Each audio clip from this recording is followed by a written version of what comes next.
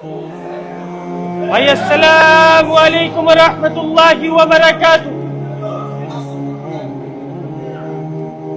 بھائی 5-7 منٹ لیں گے انشاءاللہ, زیادہ وقت نہیں لیں گے. ایمان کی بات ہے, ایمان والوں کو نفع دیتی ہے تو کہنے والا بھی محتاج, سننے والا بھی محتاج. ہم سب لا الہ الا اللہ محمد رسول اللہ کے محتاج میرے بھائی. ہم سب ان بولوں کے محتاج ہیں کہ یہ یقین ہمارے دلوں کے اندر اتر جائے, یہ یقین ہمارے دلوں کے اندر بن جائے کہ کرنے والی ذات ایک اللہ کی ذات. مجھ سے نہیں ہوگا, میرا کچھ نہیں, میں کچھ نہیں, اللہ سب کچھ, اللہ کا سب کچھ. میرے بھائی اس بات کا یقین بنانے کے لیے ہم لوگ اس دنیا میں بھیجے گئے تھے, لیکن ہم کیا دنیا کی رنگینیوں کو دیکھ کر, دنیا کی چمک کو دیکھ کر ہم اس کی رنگینی سے, اس کی چمک سے ہم نے ایسے دل لگا لیا جیسے یہ ہمارا ٹھکانہ, ہمیں ادھر رہ کر جانا ہے. میرے بھائی دنیا ہمارا ٹھکانہ نہیں ہے, دنیا ہماری عارضی جگہ ہے, دنیا ہماری عارضی جگہ.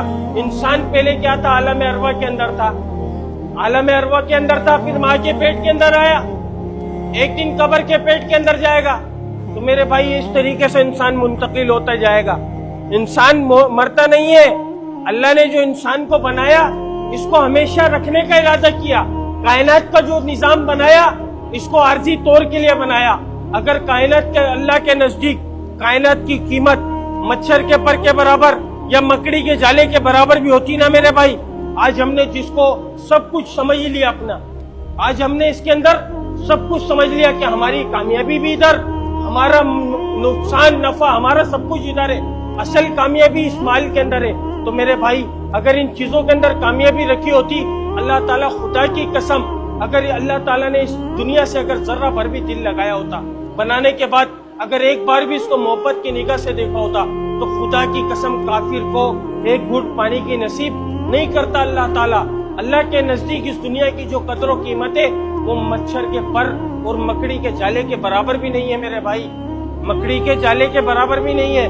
لیکن کیا ہم نے اس دنیا کی چمک سے ایسے دل لگا لیا, اس دنیا کی رنگینی سے ایسے دل لگا لیا جسے یہی ہمارا ٹھکانہ, ادھر ہی ہمیں رہ کر جانا ہے. ہماری عیاشی کا اڈا یہ ہے, جتنی عیاشیاں کرنی ہے ہمیں ادھر کرنی ہے. آخرت میں جو ہوگا دیکھا جائے گا. ہر انسان ایسے بے فکر ہو کر بیٹھا نہیں بیٹھا, ایسے بیٹھا نہیں بیٹھا. آج کس نے اللہ کے حکم کو کتنا پورا کرا, کس نے اپنی آخرت کی کتنی فکر کری. ہم میں سے کسی نے فکر کری آخرت کی, موت کی تیاری, قبر کی تیاری, آخرت کی تیاری, حشر کی تیاری, ہم نے اس میدان کی تیاری کری, ہم نے کری نہیں کری میرے بھائی, سوچا ہی نہیں ہم نے اس بارے میں. ہم نے تو سوچا ہوا ہے کہ بڑھاپا آئے گا, ابھی تو جوانی چل رہی ہے, اس کے بعد بڑھاپا آئے گا, بڑھاپے کے بعد بیماری آئے گی, بیماری کے بعد پھر کہیں جا کر ایک آدھ جھٹکے لگیں گے, پھر موت آئے گی. میرے بھائی دنیا میں آنے کی ترتیب, جانے کی کوئی ترتیب نہیں ہے, جانے کی کوئی ترتیب نہیں ہے. ادھر جتنے بھی کھڑے ہوئے نا, کسی سے پوچھوں ہر کوئی اپنی عمر بتائے گا, لیکن کسی سے یہ پوچھ لوں قسم کھا کے بتا تیری کتنی باقی رہ گئی, بتائے گا کوئی؟ بتائے گا کوئی؟ نہیں بتا سکتا. کیوں؟ کیونکہ جو ہے وہ معلوم ہے, لیکن آگے کا ایک لمحے کا نہیں پتا ہے.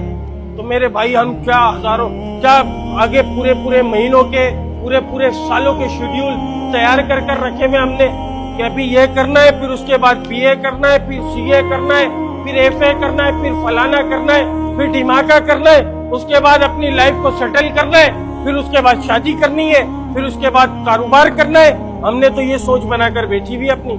کسی نے آخرت کی تیاری کری نہیں کری میرے بھائی. اس تیاری کے لیے ہم لوگ اس دنیا میں بھیجے گئے تھے, اس مقصد کو جاننے کے لیے اس دنیا میں بھیجے گئے تھے. کیوں؟ رسول اللہ صلی اللہ علیہ وسلم فرما رہے جس کا مفہوم ہے کہ بہترین شخص ہو, عقل مند انسان کون. کسی نے رسول اللہ صلی اللہ علیہ وسلم سے پوچھا کہ یا رسول اللہ عقل مند کون ہے؟ آپ صلی اللہ علیہ وسلم نے فرمایا جس کا مفہوم ہے کہ عقل مند وہ جو موت سے پہلے موت کی تیاری کر لے. اور اللہ تعالیٰ قرآن پاک میں فرما رہا ہے جس کا مفہوم کہ کامیاب کون لوگ ہیں؟ مال والے نہیں ہے کامیاب. اگر مال والے کو سوچ رہے نا کہ مال کے اندر کامیابی ہے, تو سب سے پہلے اللہ تعالیٰ نمرود, فرعون, قارون, حمان, شداد, یہ وقت کے اتنے بڑے بادشاہ تھے, اللہ تعالیٰ ان لوگوں کو کامیاب کر دکھاتا. کیوں نہیں کرا؟ کیونکہ اللہ کا حکم, نبی کے طریقے ان کی زندگیوں میں نہیں تھے. اللہ نے ان کے مال کے ساتھ ان کو زمین کے اندر غرق کر دکھا دیا. پھر اللہ تعالیٰ کن کی تعریف کر رہا ہے؟ کامیاب کون؟ कामयाब वो लोग हैं जो जहन्नुम से बचाए जाएंगे और जन्नत में दाखिल करे जाएंगे।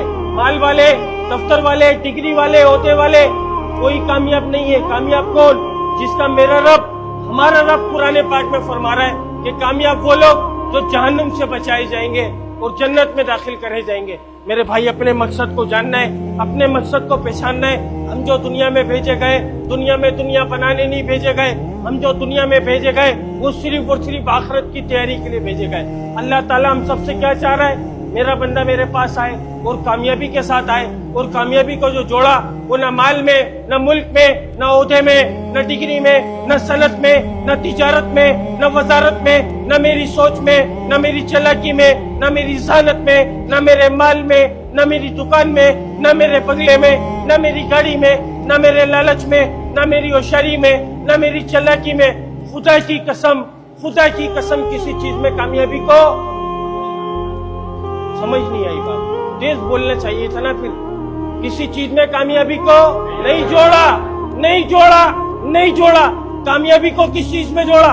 रसूलुल्लाह सल्लल्लाहु अलैहि वसल्लम के मुबारक तरीकों में, मुबारक सुन्नतों में, मुबारक अमालों के अंदर। जो इसके ऊपर जिंदगी गुजार रहा है, खुदा की कसम, खुदा की कसम, दिन भर दिन कामयाबियों की सीढ़ियों को चढ़ता जा रहा है। जो इससे हटकर जिंदगी गुजार रहा है, नाकामी, जलालत, बर्बादी, रुसवाई के अलावा कुछ नहीं पा रहा।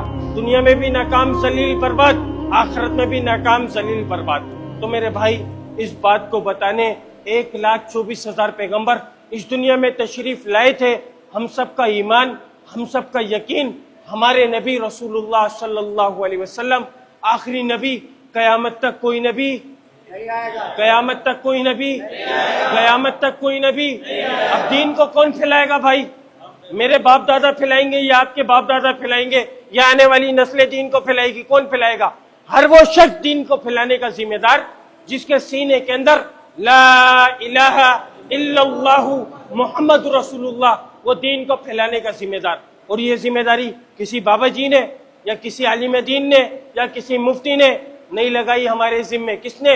अल्लाह ने कुरान पाक में लगाई। अल्लाह कुरान पाक में फरमाता है, जिसका मफहूम है ए उम्मत मोहम्मदिया, अल्लाह ने किसी कौम से, किसी फिरके से, किसी जबान से, किसी मसलक से मुखातिब होकर नहीं फरमाया। मेरे भाई, अल्लाह इस उम्मत के लिए फरमा रहा है, अल्लाह इस उम्मत की तारीफ फरमा रहा है, किसी कौम की, किसी उम्मत की तारीफ नहीं की। खुदा की कसम, वाहिद ये उम्मत जिसके जिम्मे इतनी बड़ी जिम्मेदारी अल्लाह ने लगाई।